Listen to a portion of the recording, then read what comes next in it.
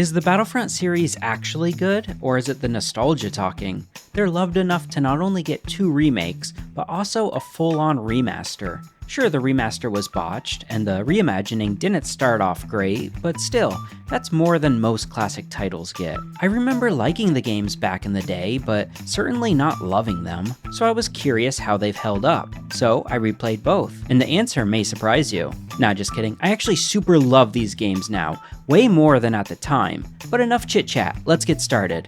So the Battlefront games were made by one of the most goated developers, Pandemic Studios. They basically released nothing but cult classics and some of my favorite games. You got Destroy All Humans, Full Spectrum Warrior, Mercenaries, and The Saboteur. Pandemic was even working on what would have been the first open-world Batman game before EA closed down the studio. This game, titled Batman Dark Knight, was pretty far into development, but there were some issues with the engine and lighting systems. The game was never officially announced. During an interview, actor Gary Oldman, who was going to be a voice in the game, accidentally revealed the existence of the project. It was going to be an early title for the PS3 and 360, releasing alongside the film of the same name.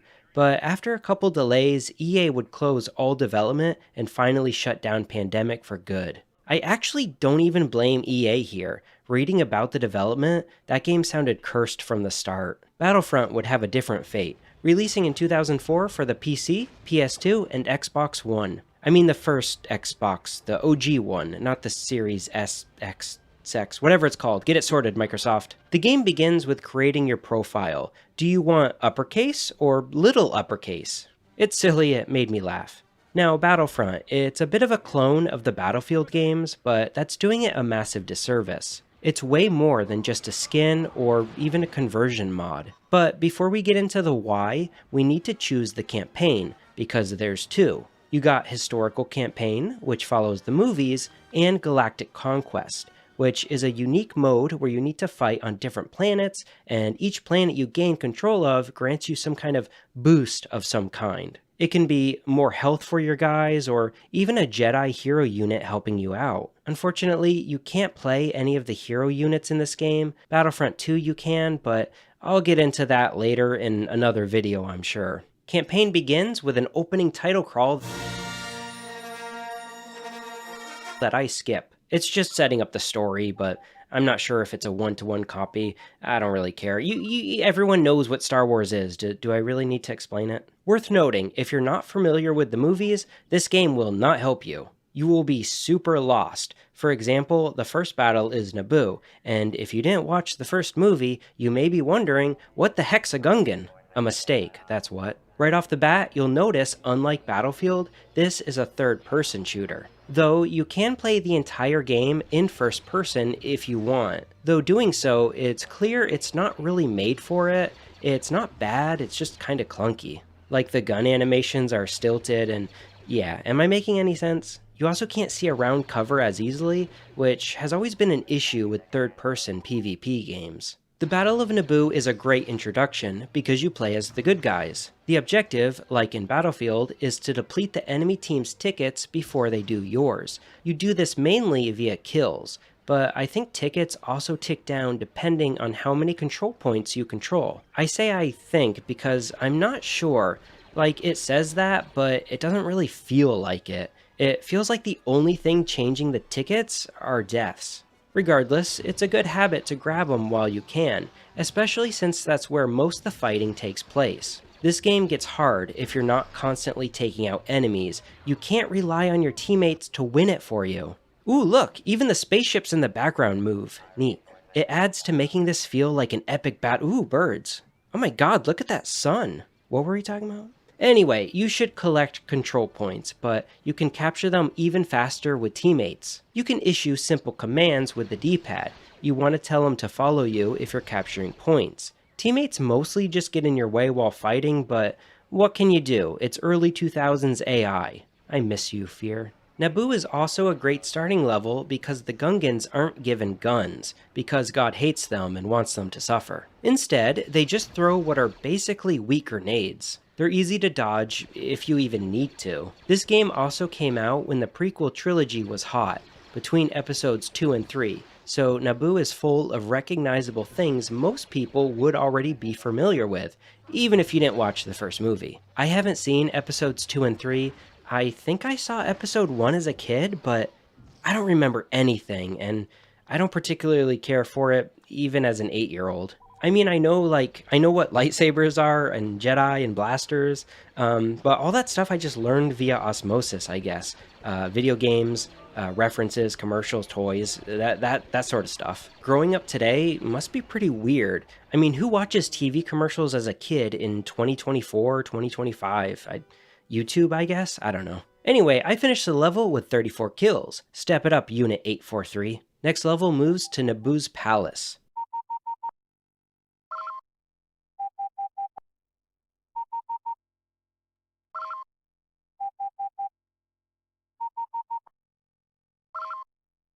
We can use droidicas here, and they're amazing. Just like the movies I didn't watch, they can roll and use a shield. They're the perfect balance because they're fast, but they can't turn well. Also, they're very weak and vulnerable without their shield deployed, which you can only use while in shooty mode. Their shield also depletes over time and with damage, so if you use them right, they're devastating. But if not, then you'd think they're the worst unit in the game. They're also a massive pain to fight against the entire campaign. Halfway through, you swap sides, and we'll get to that, but Christ, I hated fighting droidicas. Next level brings us to the Wookiee world of Kashyyyk. Why is it so dark? This level's got starfighters, which are broken, they're so OP. They only have twin blasters, but they recharge super fast and they deal big AoE damage. They're also super maneuverable. I hop out and run around on foot just because it's more enjoyable than picking off the enemy with the ship. I really like the design of this level. You got the mixture of the water, elevation differences on the islands. It's pretty and interesting visually too. You have these little bamboo forests and huts you can be inside and shoot from. It's got variety and I appreciate that. Every new level in this game is so distinctly different from the last. They're very memorable for that. Next level, we finally swap to the clone troopers. Concentrate all firepower. Sam Jackson's here to help us, but like in the movies, he does fuck all. At least we can drive the sexy clone trooper vehicles. I love the designs of all of them. The flying gunship thingy, the big walker, you even get the tank in a level down the line. For this level, we're given the sub-objective of destroying the Trade Federation ships. There's 3, and they do nothing. I think destroying them depletes some enemy tickets, but I didn't notice any huge difference to be honest. They're also huge bullet sponges. Thankfully, your AI teammates can shoot with you too. For example, if you're piloting, then your gunners will shoot at the sub-objectives, which is really nice because otherwise this would take forever. They'll even pilot if you want to ride along, but they're not very good at it. I mean, I appreciate the effort. This level also has these little flying bug guys. I'm sure they're explained in the movie, but again, I didn't watch it, so I don't know. Anyway, here, they don't do much. They kind of just fly around and die. To be honest, I forgot they were here most of the round. They're mostly outside, which is another thing. Like, almost every level in this game has levels with both an inside and outside portion. Sometimes multiple. Like in this level, there's a middle spire mountain thing if you want to do close quarters combat, but there's also a wrecked ship that can give you cover. So you have these 2 big landmarks on the map if you want to do close quarters combat fighting, and then they are surrounded by open plains. You're never fighting in the same environment for long, even if it's the same level. The color palette is great too and helps this a lot. One level's green, this one's brown, they all have tones to them. You love to see it. This level's the hardest by far in this game though. I don't know why. I have to admit that without the clones it would not have been a victory. You can say that again. Victory! Next level's Camino. Oh my god! Why is it so bright? This is the beach when I take my shirt off. We're given a new unit, the Jet Trooper. He's trash. Probably the worst unit in the game. At least for me. Okay, maybe if you're using a mouse and keyboard, it's easier to control, but for me, using a controller, it is really hard to aim with him while also zipping around. He also has no health, so he goes down really fast. Personally, I'm gonna stick with the Assault Trooper for now. But next level gives us the glorious Clone Trooper tanks. I love these things. They just look so cool. More broadly speaking, I think that's a big reason why Star Wars is so popular. It has such a distinct and cool art style to it. This Ralph McQuarrie guy, I guess he was the original art designer for the first film. I think without him, I don't think there would have ever been a Star Wars. And I think when people talk about Star Wars and loving it, it seems like 40% of that is just the art design. Something Disney has been trying to replicate for years. The prequels did an okay job at replicating it, I guess, but man, this game, once you swap to the OG trilogy, it's like a flip gets switched, and you're like, ooh, this is way better. Speaking of bad Star Wars, we're not on Hoth. We're on Hoth at home, I guess. But this level is cool, pun intended. It's got ice caves, ruins, and a large courtyard outside. I'm telling you, don't underestimate variety. It's also the perfect level to either use a tank or snipe guys. You can even use enemy vehicles so long as no one's in them. What's the best thing about the clone era? It's the narration guy. Get aboard! Also, they do look pretty fly for a white guy. Jet Trooper still sucks though. I needed to double check to be sure. Now I'm very sure. Speaking of sucking, we're back on Kashyyyk. But it's just an excuse for a Normandy beach level. The droids get like 8 different vehicles, and you get none. Ain't that some bullshit? We do got fish though. I also found out you can drown yourself. Why is this in the game? Who programmed this? It's wild. Someone spent the time to code in if your head is underwater, you'll eventually take damage. There's even a timer for it. So Star Wars Battlefront 1 has a concept of breathing going on. It's such a crazy detail. Barely any levels in this game even have water, let alone water deep enough for you to drown yourself in. So you might be thinking, well, it's designed that way so you can't shoot people underwater, but you can't shoot at all, so that's not it. So why? Why is it in the game? I'm not complaining, by the way. I love it. Shots don't go through the water, so you can't hit or be hit. Level ends and we get, I think, an ending from the movie? I don't know, this shit looks whack and cringe. It marks the end of the Clone Wars campaign, but we still have the Galactic Civil War. Now this is pod racing, I mean Star Wars. Again, we're playing as the good guys. The first level's got it all, the walkers, the hover car things, X-Wings, and even my ex. There's also this weird floaty thing Luke was on in the movie, but it's got no armor for the gunners, so good luck with that. Now I have given the Jet Trooper a lot of crap, but the Imperial Dark Trooper is the complete opposite. He's similar, but instead of a constant jump pack to hover, he has a boost. Think of it like a mega jump. You can use this to get to high up places, or to just get around the map more quickly. He also has a shotgun instead of the grenade launcher thing that the Jet Trooper has. Overall, I found him way more useful and fun to play. And there's Darth Vader, who's just standing there, menacingly. I really like this Mos Eisley level. Mos Eisley? Whatever this place is called. It's not as open as most levels, so you don't have any vehicles, but fighting so many guys in the tight city streets, it has its own epic quality to it, especially if you use grenades. Next level is Renvar. Love that place. It's my favorite planet in the Star Wars. I don't know. I don't know any of these levels, man. Help me out. Okay, but seriously, I do love how the outfits change depending on the level. So do you notice how we're in a snow level? Now we got snow garb on. I don't know, isn't that neat? Victory! Oh my god, bro, this game's got Yavin 4, which isn't as good. I'm more of a Yavin 3 guy. Also, this level was a pain in the ass, and I almost lost it.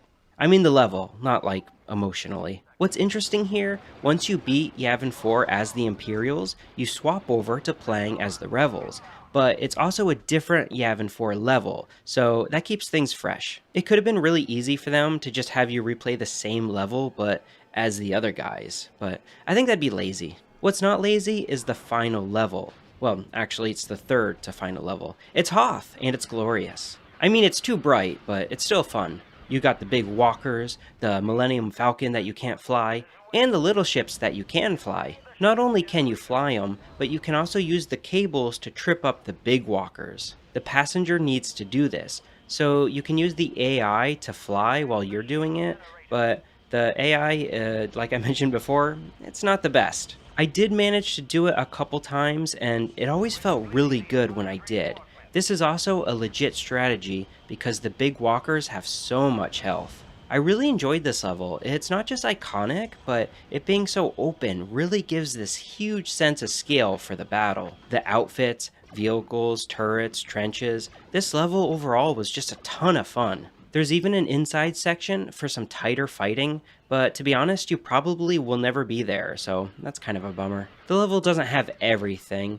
Regardless, it is one of my favorites, and I even got 88 kills on it, which I think is my best record. The final two levels are Cloud City on the ground, and then the sky, clouds. The first is pretty forgettable, to be honest. It's okay. Second, though, is memorable, but I'm also not a huge fan of the hallways it forces you into. Reminds me too much of that Metro map from Battlefield 3.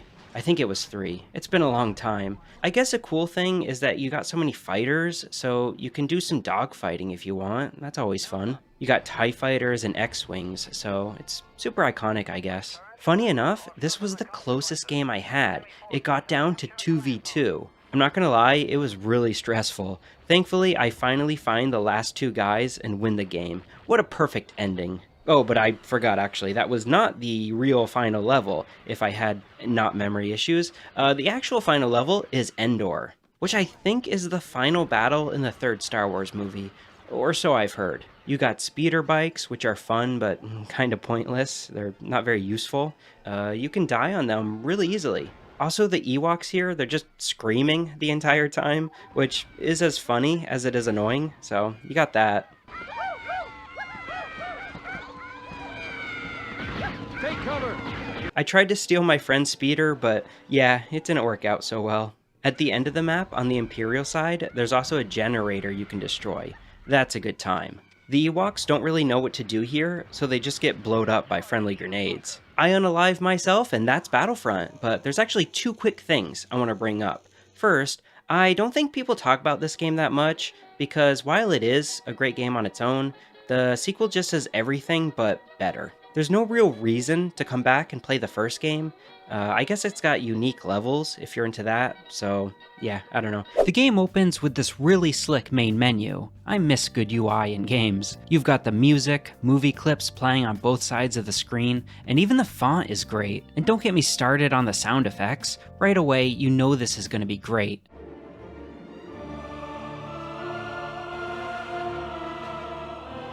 So the game actually has two campaigns, similar to the first game. You got Galactic Conquest, which we'll check out later, and Rise of the Empire, which I'm going to consider as the main campaign. Rise of the Empire, as the name suggests, has you playing as a 501st Clone Trooper. What happened to the 500 other Clone Troopers? Maybe we'll find out. Anyway, he narrates his journey from the Clone Wars all the way to the Battle of Hoth. The game opens with the iconic Star Wars title crawl, which I skip. The first level is My Gito, which sounds like someone with a speech impediment trying to name their favorite X-Men character. I shouldn't have said that. Like the first game, there are movie clips before every level, but unlike the first game, your character narrates everything, giving it a little bit more of a story. Our Jedi commander believed we had been sent to take out a droid energy collector. What Ki-Adi-Mundi didn't know, however, was that our unit of the 501st was really after an experimental Mygeetan power source. Is it a full-fledged, super serious campaign? No, not really, but it does build a little bridge between you and your character. The first game's campaign was just conquest maps, but Battlefront 2 shakes things up, at least at the start. My Gito is way more linear. It's basically a tutorial. Play as an assault trooper, pilot a vehicle, and finally play as a Jedi. You couldn't do that in the first game, but now you can, and it's just as fun as it sounds. But be careful, with great power comes the risk of force-yeeting yourself off the map. Oh, and when you die as a Jedi, that's it, no do-overs. Also, are we just gonna ignore this music?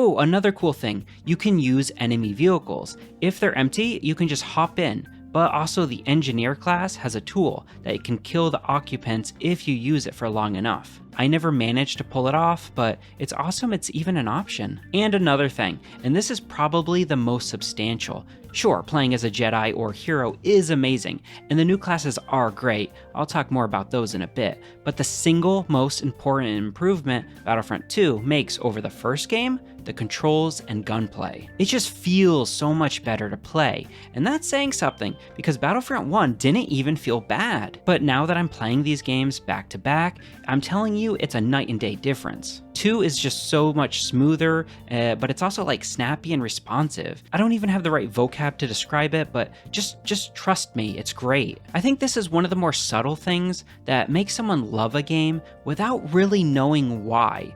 Or more accurately, they'll say that the game is amazing, but they'll point to the big, noticeable features that I don't think actually make the game incredible. It's a little confusing, I'm having trouble describing what I mean, but think of Halo as an example. Like, someone might say it's fun shooting the pistol, which sure it is, or the enemy grunts are funny, which sure they are, or the graphics and particle effects are incredible, and yeah, all of this is true, but in my opinion, the best thing about Halo is that it slowed down the gunplay and built on that with enemies, weapons, and environments that force you to play smart. It's the opposite of a Twitch shooter. Yeah, that's the word, right? Okay, so yeah, it's the opposite of a Twitch shooter. But you wouldn't really think of that while playing. At least I didn't, so maybe that's just me, maybe I'm crazy, but this is something you don't really notice unless you sit down and think about it. Now I hear you. Oh, TUNUH, you shouldn't use Halo as an example, that's Xbox. Well, guess what? It's coming to PlayStation. So as far as I'm concerned, John Halo is a Sony icon now, right alongside Parappa, Elise, and that funny Japanese cat you don't know the name of. Where was I? Oh yeah, space battles. They added space battles.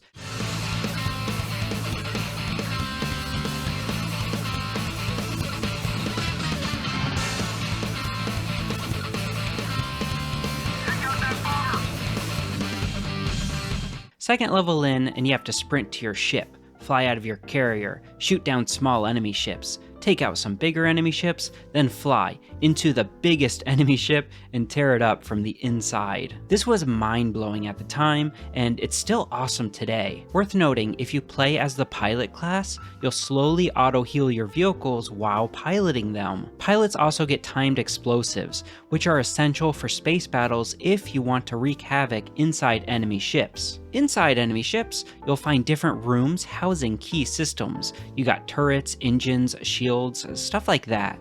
If you're playing as a pilot and have a bomb, you can deal serious damage to these systems. Of course, you'll have to deal with enemy players and ceiling turrets, but if you can pull it off, it feels amazing to sprint in and cause absolute chaos. If you'd rather mess them up from the outside in a more traditional fashion, you can target specific parts like the bridge or turrets. You're going to want to use a bomber for that, and if you want a dogfight instead, of course, go with a fighter. I think what Battlefront 2 does so well is it gives you so much diversity in the gameplay. Do you want to be a fighter and play a more traditional game? You can do that. If you want to be a bomber and destroy key systems of the enemy ships, you can do that too.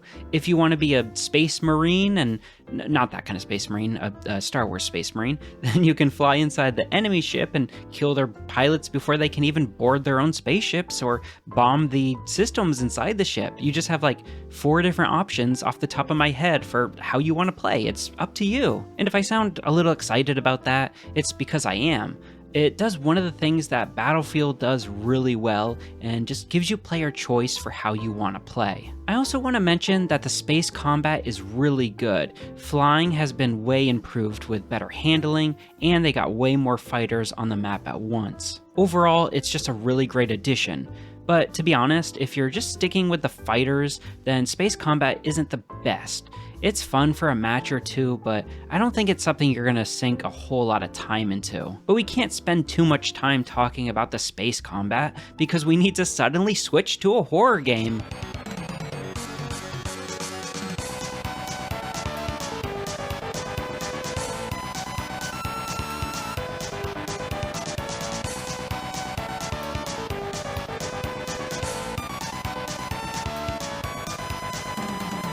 This next level is called Heart of Darkness. Why would you call it that? Oh, because it's a Vietnam-inspired nightmare level. Okay then. So the level begins like normal. You select your unit, you're standing by a broken tank thingy, when all of a sudden, massive alien mantises rush your ass to one-shot you. Whose idea was this? How is this Star Wars? This level had to give some kids nightmares. If you happen to survive, the latter half of the level has you playing as a Jedi. Destroy some enemy vehicles, and you're good to go. The next level is basically a rehash of the Normandy-like Kashyyyk level from the first game.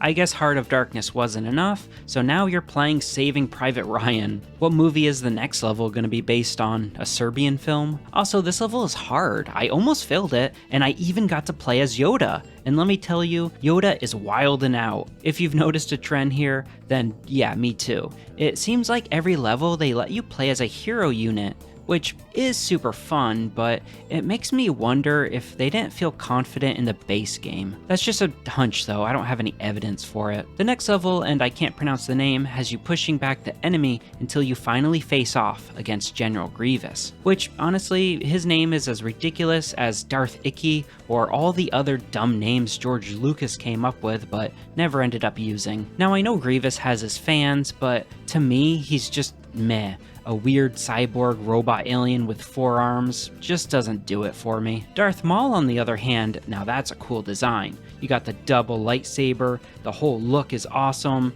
I mean, he doesn't really have a personality, but he's just cool, you know? But Grievous, he's not it. Also, I get to play as the best Star Wars character, Obi-Wan, but immediately get my ass handed to me. Thankfully, Grievous doesn't have a counter for a minigun. Parry this, you filthy casual. Also, we need to take a moment here and just appreciate my little flowy half cape thing. Just look how flowy it is. I love that. Now that's technology. Anyway, we just have to destroy a generator or a shield or something. I don't know what this thing does, but it's not important. We just need to blow it up. And that's another level in the bag. Now the next level is where things take a turn. Order 69 is implemented. I think it's called that, I haven't seen Star Wars. And we start killing Jedi, along with their sacred texts and blue milk. There are Jedi here everywhere, but they're not as powerful as the hero units. That said, you'll get absolutely wrecked if you're not careful. This is another mission with a shield or generator, I don't know what the thing does. Anyway, the important part is that you're protecting bookshelves. And let me tell you, it's a pain. It's easily the worst level in the game. That said, you do get to play as Anakin towards the end, which is a great time. I really like his moveset. Next level is the Palace of Naboo. It's roughly the same as the first game, but there's some upgraded graphics, and I really like the lighting here. The entire place is a vibe. It's also nice to visit some older maps just to see them done again, but improved on. And it's not like this game's hurting for maps, so rehashing some of them is fine by me. Also, as terrible as the prequels are, the art direction of the locations gave us some really awesome places to explore. Maybe a little boring, but otherwise a solid map. You might not have noticed this earlier, but this is actually the first time we make the switch from the prequel clone troopers to full-blown stormtroopers. I love how this game's campaign slowly transitions from era to era. Next up is another space battle. Take out some turrets on the outside of the ship, run into some asteroids, cool, and fly in a frickin' TIE fighter. Afterwards, we're on that lava planet from the third movie. I just assume the entire planet is always on fire. I don't know, haven't seen the films. This is the last stand of the Trade Federation. Apparently they have a factory here or something, it's not important. Anyway, they're trying to pump out an army of robots. It's a bit wacky, but it's a nice excuse to have OG era stormtroopers fighting the prequel guys. Also, the music is really creepy. What the hell? It sounds like it's from a Japanese horror game. Can we not? I want to be able to sleep tonight. Look where you're shooting! Get the droid!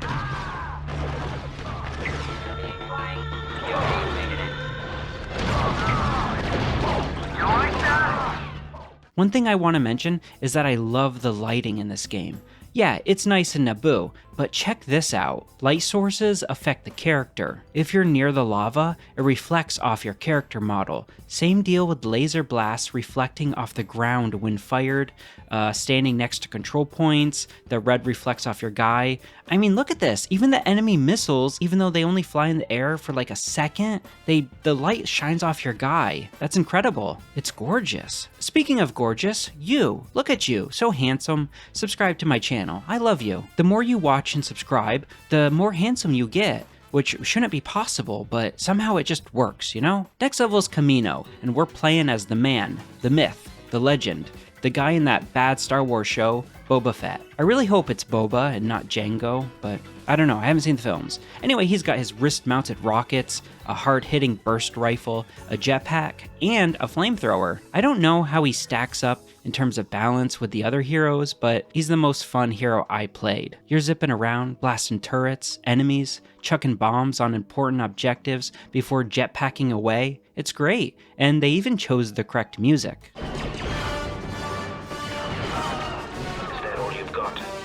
Next level, and we're defending the Death Star from a small group of rebel intruders. What a cool idea for a level. I have some thoughts on this, specifically why lots of people love the older Star Wars games. Let me know what you think, but it feels like there was so much creative freedom given. Yeah, you got some terrible games back then, but 3 bad Star Wars games are absolutely worth one classic. Maybe not financially for the company making them, but yeah.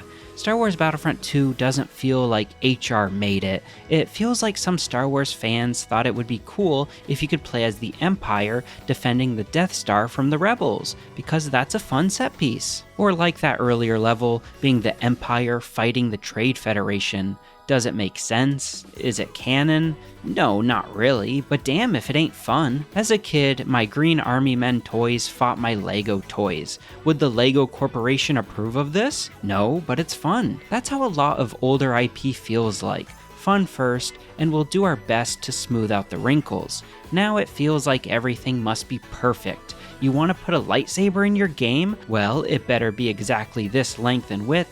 It must make these kinds of noise, only these people can use it, hold it exactly like this. It's just a headache. I'll actually give props to EA for the current state of Battlefront 2, the reboot I mean. If you haven't played it, I really recommend picking it up. It's only like $5 and it has so much content, and it does make you feel like a kid again, smashing action figures together. Of course it didn't ship like that, but yeah. I think if you're in a need of a good modern Star Wars game, check out that one and Jedi Survivor. Both are phenomenal right now. Shame it took like 5 years for EA to get there though. Anyway, this level sucks. I know it's the Death Star and I dig the look, but it's just not fun to play. You're always fighting in narrow hallways, dying instantly. It's just not a good time. Next level is a base on an asteroid. Not too much about it, but there's a small outside section where you're in space. If you're in there without being in a vehicle, you take damage, which is a neat touch. Level after that is pure power fantasy. You're Darth Vader wrecking rebel fighters while looking for the plans to the Death Star. It's incredibly easy, but so much fun. You feel like the bad guy, almost to the point I feel bad for the rebels. Kinda wish they made this the first level. You can throw your lightsaber, dash, force choke, and hover, which looks very silly. I think Vader is silly maxing. Moving on to another space battle, fighting above Yavin 4. Wasn't the best thought out plan, but we were cut off from our leaders, tired, and operating on instinct. If not for our training, we probably would have never gotten past their orbital defenses. Nothing too interesting here, just a solid level that mixes things up, since the prior few levels have all been ground-based. After that, Yavin 4. You got some trees, ancient ruins. It's alright, not the best, not the worst, like my YouTube channel. But the level after that, it's a flashbang of awesomeness right into your stupid eyeballs. It's both a ton of fun because it's Hoth, and also holy crap, I can't see anything. Light mode enjoyers be like, yeah, this is fine. You're playing as the Empire, of course, which is a fun change. It ends again with you playing as Vader, as he chases the rebels before they take off in the Millennium Falcon. I killed so many rebels in this level.